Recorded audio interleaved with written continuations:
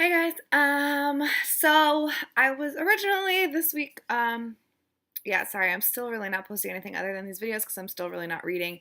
I might do a tag or something in the not too distant future. But I officially have all of the books that I am allowed to buy this month, so I'm going to do just a little update wrap up thing of the week and then a book haul at the end of the video.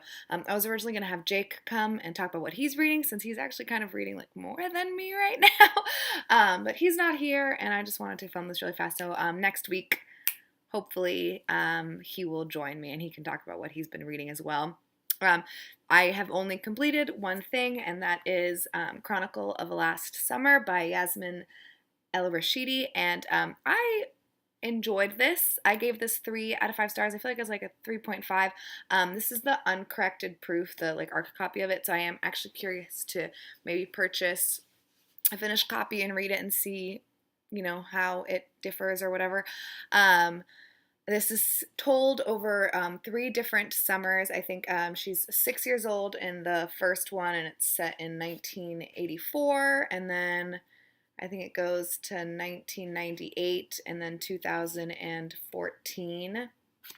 And it's all set in Cairo where she lives. And yeah, I thought it was really interesting. I feel like this is the same thing that kind of happened with me when I was reading Multiple Choice by Alejandro Zambra. I think that was his name. I don't remember. But it's kind of just like now I like really want to read more about Egypt's history, and it's like I keep saying that I want to read more about these things, but I don't know like what books to pick up about them, and I have so many books that I'm trying to read, so it's not something that I'm like, running out and doing immediately, but it definitely I've been interested in it, of course, but I don't know, reading someone's like life, I mean, I think this is fiction, but based on, I'm sure, like her experience as a human. And so yeah, I'm just very interested in reading more about Egypt. I thought the prose was not like super great. Well, it's not that it wasn't super great, but it's very like stilted, like very like, oh, she did this and then he did this and then they looked at each other and then like this happened, this happened, this happened. It's not like a particularly wordy or flowery or anything. It's just like very matter of fact. This is what happens, and I feel like the first section being when she's 6 years old does have to do with that. I also am very upset that it took me so long to read this. I feel like if I had read it in a closer period, I would have been able to maybe see a difference in the voices as she gets older. But while I was reading the first section, which is definitely by far the largest section of the book, I could feel like it was a child that was, it sounds like what a child would probably like, speak, what a child would probably speak, what a child would sound like if she was writing down kind of like what was happening in her life. And I feel like as I was reading towards the end, I kind of just like went for it at the very end, and that did feel more adult. So I would be very curious again to pick up the finished copy and then see, like, sit down and read it all in one go, because it is only 180 pages, and then be able to maybe see a difference in voice over her like growing up. I think that would be super interesting. But yeah, it's, her experiencing summers in Egypt, so that's, and, different like political, it's kind of like vague about what, she talks about her father a lot, I guess, and her father goes missing, I think, right before the book starts, or it doesn't go missing, but he, isn't there for most of the book. And so I was very curious, like, and she tries to do things and like, oh, you're his daughter, so like of course you can do it. So I'm curious like what her father, it was like very vague what part her father played in the political aspect and climate of where she lived. But yeah, I thought it was really good and really interesting. Just, not great or anything, but definitely interesting. And then, yeah, that's all I finished. So I'm still trying to finish the books that I'm in the middle of, and that's all I'm going to say about that. I will do my book. Oh, also, I just wanted to mention, I don't think that I want to do monthly wrap-ups anymore. I feel like since I'm doing these weekly updates, it's kind of redundant to do a monthly wrap-up. So I don't really want to do those anymore. I think I'm just going to talk about the books that I'm reading in my updates, and if it's something that I feel like really, I need to talk a lot about, I will do a separate video just specifically for that book. So I think I'm going to do that. I filmed a wrap up for the month of January, but I kind of hate it, and I don't think I'm going to post it, and I think, that's just it. I'm going to film, hopefully, a book talk specifically for Fast Food Nation, and then that's all I'm going to say about the books that I read in January besides the book talks that I already did. My only thing with that is I forgot. So, whatever. Okay, there we go. So, I have a new way of buying books that I will just mention super fast. So, I was doing for every book that I completed, I was getting $5 of like book buying power, whatever money credits that I could spend on books. The problem is I find a lot of books super cheap, and so my TBR was still increasing. And so, my goal, I have a lot of unread books. I have over 500 unread books. That's fine, whatever. But my goal would be to just have one bookshelf, which I feel like to some people still sounds like crazy, but I like having a large TBR. The thought of having a zero TBR gives me an insane amount of anxiety because then like I will have nothing to read. What if I need something to read and then there's nothing? So I would like to just have one bookshelf of TBR, which means I need to cut my TBR basically in half, which, it's probably not going to happen immediately. So, in order to prevent my TBR from getting larger, what I'm doing is for every month, so like for the month of January, I read 8 things and DNF'd 2 things, and so I'm basically having that number, and that's what I can buy the next month.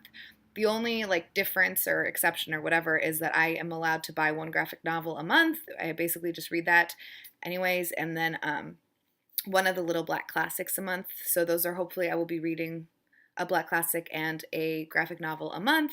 And then the books that I finish or DNF, basically just remove from my TBR, I have that number and that's what I can buy. So I think I read 1 graphic novel, 1 little black classic, and then 6 regular books, and then I DNF'd 2, so I could buy 4 books. Basically, I was allowed to buy 4 books last month. And so, yeah, that's what happened. I have 4. And then I bought a graphic novel and I already read it. And it was, I don't even know if I talked about, whatever. I'll talk about it later because this video is already too long. So I did, this does not count though, y'all. Literary journal. This is the literary review for fall of 2016. So I mentioned, I think the last time that I did a book haul, I got like the spring one or something, or the summer one, and I was very confused. So I think maybe like I subscribed and they just are sending me the issues from the past year. I have no idea, but yeah, so more literary journals to add to my list. And then the Indispensable subscription came out, so that is one of the books that I have here, and it is History of Wolves by Emily Friedland. I have no idea. I have no idea what this book is about or anything. I kind of think that it might be young adult, but I literally have no idea. I just am subscribed, and these are the only new releases that I get. And so then also, a book that I got yesterday from Nicole from Dark O'Brien, who's so sweet. I'll link her channel below. But I hung out with her and Winks yesterday. Today is actually Winks' birthday. I should send her a happy birthday message. And so we were hanging out, and Nicole knows that I am a Haruki Murakami fan and that I'm trying to collect these editions, and I did not have this one, and she got it, I think, at one of the library book sales that we went to. Oh, actually, I think this is the library book sale that she went to that I did not go to. But so she saw this, Sputnik Sweetheart by Haruki Murakami and translated by Philip Gabriel, and so she got it, and then I think in a video she heard me saying how much I like these covers and how much I abhor, is that the correct pronunciation of that word? The new covers, and so she gave this to me, which is very, very kind of her. And then I am also trying to do the 30 before 30 list, which I've mentioned before, and so one of the books, I picked one of them to buy so that I could read it, is Much Ado About Nothing by William Shakespeare. This is... I really like these. This is, I wanted, I'm like, oh, I'm going to get all of Shakespeare's books, and I want them all to be matching because I like matching books. And so I saw these, the Pelican Shakespeare editions, and I really liked the covers. They're all very simple, and I think most of them exist in this edition. I just am sad because I didn't realize it was a shiny cover. I don't know if you can see that glare of my computer right there, but I'm not a big shiny cover person, but it's okay. It's very, it's so small, too. I didn't realize how small it was. And then the last book that I got was inspired by, I think, Adam from Memento Mori. But I feel like in some common thread on some video that exists, he started talking about this book. Well, we started talking about Roberto Bolaño like specifically, and then mentioned the Savage Detectives, and so I think there's a buddy read or like a group read thing happening with him and Rincey from Rincey Reads and Lisa from Lycan Books and Michael from Knowledge Lost, and I think that's it so far. I'm not sure. Adam said he would send us messages when it was getting closer to the time we were going to read it. I don't remember when we're going to read it, but I was like, I should get it so that I have it ready to go. So yeah, I've never read anything by this author, and it is, I'm going to assume, translated. I'm going to guess by Natasha Wimmer. Is that correct? Yes. Natasha Wimmer. Natasha Wimmer. So yeah, I'm really excited to reading this. It's kind of chunky. And again, I have no idea when we're reading it, but whatever. I think like in May maybe, or whatever. You'll hear about it again later, I'm sure. Okay, so that was it. I finished one book, and those are all the books that I am allowed this month that I got. So far I've only finished one real book. So far next month I'm not really allowed to buy anything, except for my graphic novel, of course. So we'll see what happens. I still have 9 days left. I forgot that it's February. Boop, boop. I'm going to go read. Bye, guys. Let me know how your week has gone. Yeah.